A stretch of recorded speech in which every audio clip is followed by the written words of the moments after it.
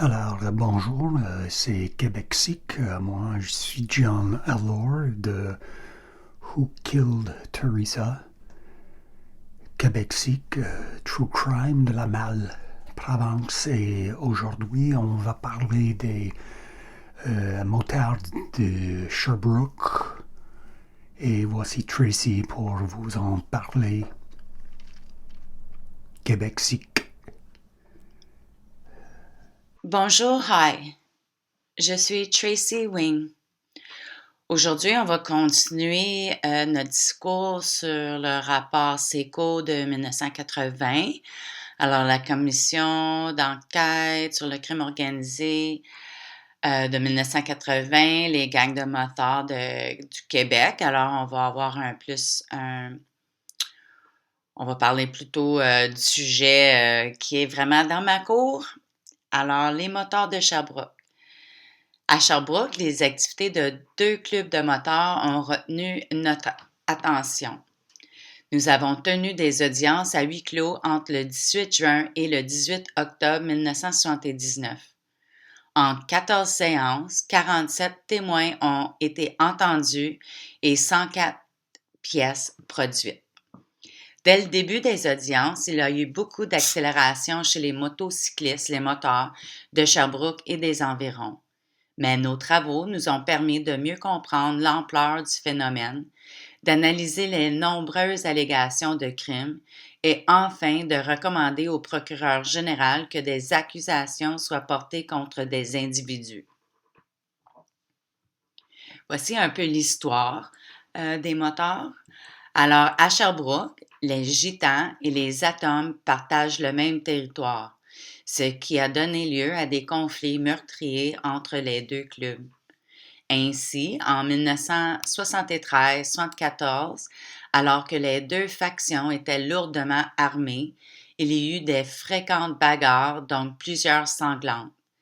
Il y a eu 6 meurtres durant cette période troublée. Enfin, au début de l'année 1975, lors d'une réunion des présidents des Gitans et des Atomes, ainsi que de leurs adjoints, nous parvenons à trouver un modus vivendi.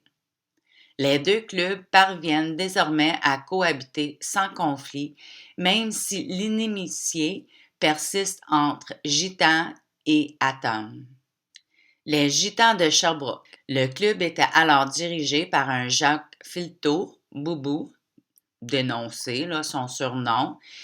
Il en est toujours le chef, même si officiellement c'est Georges Beaulieu ou Boboy qui se fait appeler président. Le club des Gitans comptait une vingtaine de membres au moment des guerres du club et aujourd'hui une quinzaine. Puis quand je dis aujourd'hui, là, on est en 1900, des années 70. Alors, je vais vous nommer des noms aujourd'hui dans le balado, dans le podcast, que au Québec, on sait bien qu'un nom québécois, il peut avoir plusieurs personnes. On n'est pas ici pour juger, on est ici pour vous conter des histoires, des vraies histoires. Ils se sont passés dans nos cours, alors c'est sûr que il va y avoir des noms que vous connaissez, peut-être des personnes que vous connaissez. Il n'y a aucun jugement ici, là. C'est vraiment une histoire des opinions. Ça fait partie de qui on est, alors il n'y a pas rien à avoir horreur ou honte ou peur. Alors, les Gitans de Sherbrooke. Alors, il y a Georges Beaulieu, Boboy, le président. Jacques Filteau, Boubou, celui qui dirige tout. Claude Filteau, Vic ou Victor. Charles Filteau, Cash. André Jacob, Dédé. Jacques Aymon, Israël. Pierre Auclair, Sapeur ou Sap. Daniel Drouin, Dan. Yvon Tanguay, Bagos. Guy Auclair, Junior. Robert Tremblay, Couleuvre. Ludger Gagnon, Boc. Gaétan Berger, Ticoun. Yves Savoie, Balotte ou Bayotte. Réal L'Espérance, Yogi. Les hostilités entre les Gitans et les Atoms ont déclaré avec l'arrivée dans le secteur d'un dénommé Yves Buteau, le patron. Lui, il faisait la liaison avec les Popeyes de Montréal, devenus depuis des Hells Angels. Buteau était membre des Hells Angels avec qui il ne manquait jamais l'occasion de soutenir les Gitans. Ce sont aussi deux Popeyes, Maurice Auger, le grec, et Michel Roy, qui ont fourni des armes aux Gitans et même aux Atoms. Ces deux clubs ont toujours été lourdement armés de fusils, de revolvers et d'armes militaires. Les Gitans affichent leur dureté à travers des extérieurs repoussants et loqueteux, qui veut dire pas mal qu'ils sont habillés en guenilles. L'un des leurs nous a décrit des séances d'initiation sordides. Un autre témoin nous renseigne sur le mode de vie des Gitans, au 584 rue Montréal à Sherbrooke. Malgré les plaintes des voisins, le propriétaire de l'immeuble n'a pas pu les chasser. Les Atoms. Alors, ces motards se comportent comme des Gitans. Ils occupent une chambre louée par Daniel Carrier, le jeune, rue Wellington, à Sherbrooke. Les voisins immédiats ont cherché à s'éloigner d'eux. Les Atoms comptent 13 membres. Leur président, Régent Gilbert, cherche l'harmonie entre les clubs de moteurs d'Estrie. Encore voici leur nom. Régent Gilbert, Farmer, président. Régent Adams, on appelle Adam, vice-président. Ronald Sigouin, Big. Yvon Lecourt, Castro. Daniel Lincourt, Béonne. Daniel Carrier, le jeune. Michel Forcier, Ballon. Bayon. Alire Grondin, mérite pas d'un surnom lui non plus.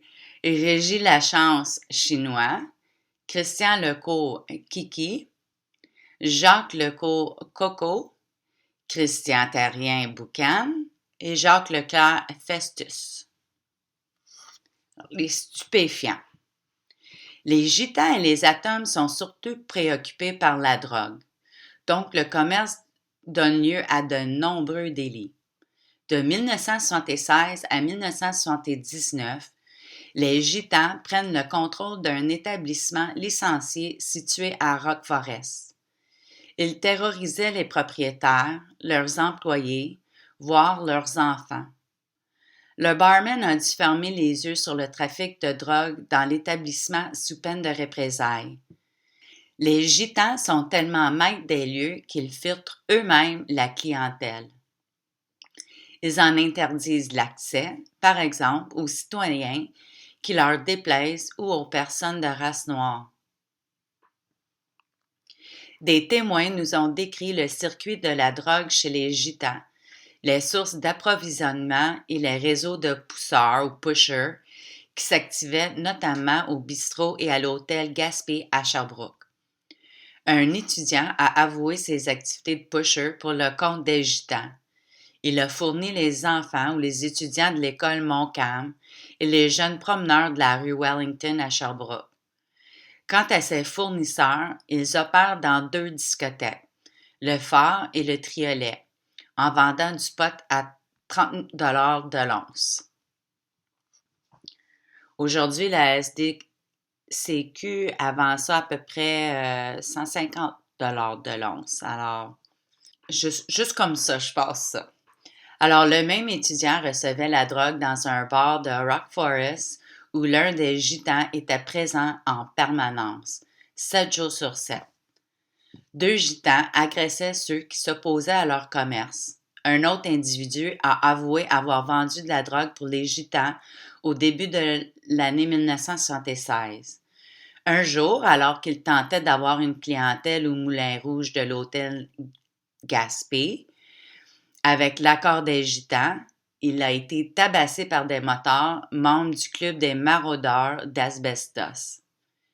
Et dans une autre occasion, ils l'ont même tiré dessus.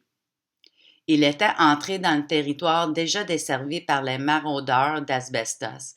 Il a dû cesser ses activités. Les Gitans s'approvisionnaient également en stupéfiants auprès des Hells, compte tenu de leur relation étroite avec Yves Buteau, le boss, et Yves Bilodeau, Gorille. Un motard a relevé les ruses utilisées pour déjouer les douaniers et les policiers lors du transport de drogue. C'est pas inclus dans le rapport, mais je suis sûre à 99%, puis c'est mon opinion seulement, qu'il y avait aussi des douaniers et des policiers qui étaient à leur compte. C'est une histoire classique.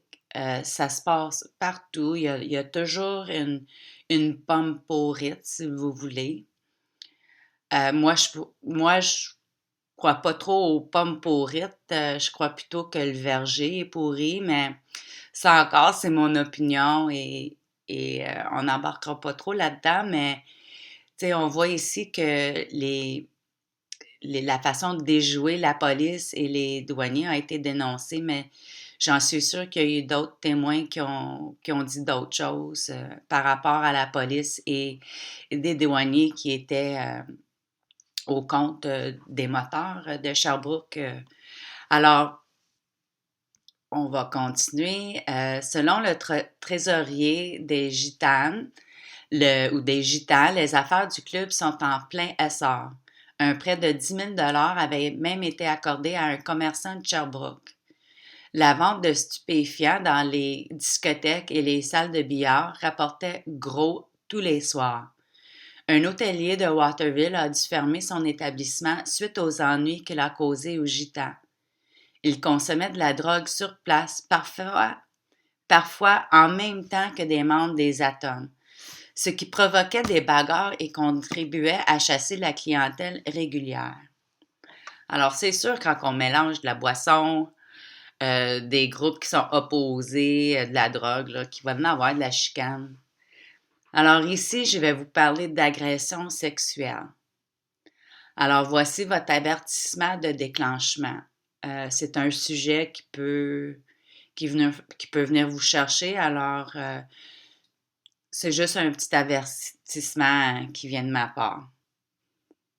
Tellement de témoins nous ont convaincus que des motards du club Atom ont violé des mineurs et les ont infectés, que nous demandons à la police de compléter ses investigations afin que les suspects répondent de leurs actes devant la justice. Alors moi, je vois ici de compléter, pas de commencer à faire leurs investigations, mais de compléter. Une adolescente de 16 ans, droguée, a été agressée sexuellement. Dans cette circonstance, un moteur l'aurait vendue contre de l'argent à des membres du club. Une autre mineure, sous la menace de se faire battre, a dû avoir des relations sexuelles devant des moteurs. Elle aura alors contracté une maladie transmise sexuelle. Je vais vous dire, dans le rapport, c'est écrit une autre chose que je voulais pas le dire. Alors, elle nous a dit que toutes les filles qui avaient des relations avec un moteur qu'elle a nommé étaient également infectées. Une autre jeune fille a été agressée sexuellement par 7 motards Atom cette même nuit sous la menace de coups. Plusieurs autres mineurs ont été formés dans la salle des motards pour être maltraités. Alors, les allégations de crimes. Certains témoins ont relaté un certain nombre de crimes pour lesquels les forces de l'ordre s'emploient à compléter les preuves nécessaires. En 1978, 2 motards auraient volé un nombre considérable de motos qu'ils revendraient aussitôt. 2 motards ont attaqué des homosexuels qu'ils attiraient puis les ont volés. Voie de fait, coup de couteau, 2 août 1978 à Magog. En 1976, vol de 30 000 chez Farbstein et 40 000 chez Electrolux. Des jeunes ont volé des chèques d'aide sociale dans les boîtes aux lettres pour le compte des Gitans qui les ont fait encaisser à la banque par des jeunes filles. 3 motards spécialisés dans le vol de coffres-forts Il se serait succédé une trentaine. Oh, on parle ici de coffre-fort des années 70. On a parlé, alors je vais juste vous finir, puis après, moi, je vais vous donner c'est ça, mes opinions sur ça. Alors, au Club des Gitanes, nous avons trouvé une centaine de formulaires, actes de naissance, permis de conduire, immatriculation et carte de crédit qui se vendaient entre 25 000 et 100 Alors, vous pouvez vous demander peut-être où est la police là-dedans. Dans l'ensemble, et voici ce que le rapport dit, dans l'ensemble, le corps policier de la ville de Sherbrooke a été à la hauteur de la situation, surtout au cours des 2 dernières années précédant cette enquête. À cette fin, les patrouilleurs se sont mobilisés, ont organisé des visites régulières des locaux des motards et effectué de fréquents contrôles routiers. Certains policiers ont reçu des menaces. Les autorités de la ville de Sherbrooke ont adopté un règlement interdisant les motos sur la rue Wellington, lieu de préférence des motards pour le trafic de drogue. Voici la conclusion, parce que c'est sûr que j'ai des opinions à ce sujet de la police. Alors, la conclusion, c'est que le petit nombre d'inculpations que la commission peut recommander s'explique. Alors, je vais recommencer ça. Le petit nombre d'inculpations que la commission peut recommander s'explique d'une part par le fait d'un grand nombre d'actes criminels qui n'ont pas été signalés à temps à la police, et d'autre part par la crainte des représailles de la part des victimes et des témoins, ainsi que par la loi du silence chez les motards, qu'on peut appeler omerta. Alors moi, la police qui a fait des visites, qui a interdit les motocyclettes, les bikes, là, d'aller sur la rue Wellington. C'est vraiment, c'est très peu. C'est vraiment mettre un pansement sur une hémorragie. La loi du silence, c'est pas toujours juste pour les motards. On voit ça beaucoup dans nos gouvernements. Alors, pour moi, je vis depuis 2018 la loi du silence des policiers. Mon fils, si vous ne le saviez pas, mon fils s'est fait abattu par les policiers de la Sûreté du Québec le 25 juillet 2018. Vous pouvez faire une petite recherche sur Google et vous allez voir mon beau visage. Ben moi, je me trouve belle, alors mon beau visage et ma voix. L'omerta, elle vient de plusieurs endroits. Je vous ai parlé, on parle de la police et des témoins qui n'ont pas parlé que la police, ils disent ici que les plaintes n'ont pas été portées à temps. Moi, je me pose la question, est-ce que il y a des plaintes qui ont été portées puis qui n'ont pas été acceptées ou qui n'ont pas été retenues par les policiers parce qu'ils les trouvaient frivoles? On a entendu ça dernièrement des femmes de Première Nation à Val-d'Or qui ont dénoncé la police, la Sûreté du Québec, sur l'émission Radio-Canada Enquête, que je vous suggère très bien de regarder. Aussi, une petite anecdote à ce sujet. La SQ a actionné, a poursuivi les journalistes de Radio-Canada là, pour beaucoup de sous. Alors, parce qu'ils ont fait de la peine. Alors, on peut se poser plusieurs questions. Moi, je m'en pose beaucoup. La police, j'ai pas rapport d'autopsie selon le dossier de mon garçon. J'ai pas de rapport du coroner. Il va y avoir une enquête publique du coroner ce printemps, supposément. Alors, c'est là, après 3 ans et demi, que je vais avoir plus de clarté, plus de lumière et que ça va être rendu public. Parce que si même moi, j'aurais eu ou j'ai eu des informations, c'est pas rendu nécessairement public. Alors, on va terminer sur ça. On va terminer sur les pommes pourrites. On a des pommes pourrites partout, mais on sait qu'est-ce qui arrive avec une pomme pourrite dans un sac. C'est tout le sac qui devient pourri. Alors, ce que ça veut dire pour moi, c'est que si un policier tourne la tête ou ferme les yeux, bloque les oreilles à certains sujets qui se passent dans son environnement, dans son corps de travail, puis qui ne dénonce pas, ben, c'est la même chose. Alors, je vais vous souhaiter une très belle journée. Merci. Je suis Tracy pour Québec Sick.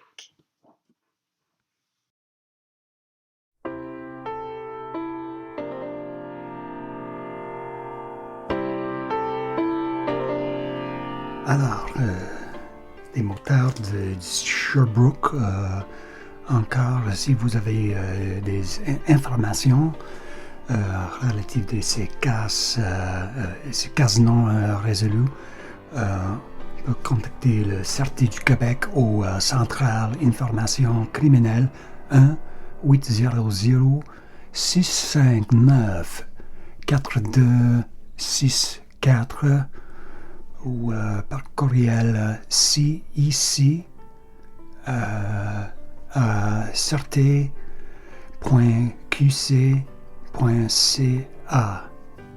Je suis John Allor. C'est Québec Sick.